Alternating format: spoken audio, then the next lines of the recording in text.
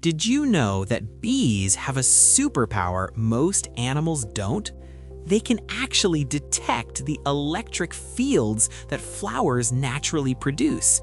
This isn't science fiction, it's one of nature's most incredible hidden senses.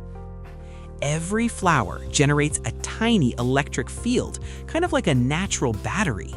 These fields are created by the friction between pollen grains and the flower's petals. Bees have special hairs all over their bodies that are sensitive enough to detect these electrical signals from up to 200 meters away. What's even more amazing?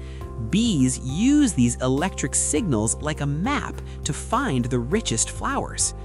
A flower that's been recently visited by other bees actually changes its electrical signature. It becomes less attractive. So bees can literally sense which flowers have already been raided.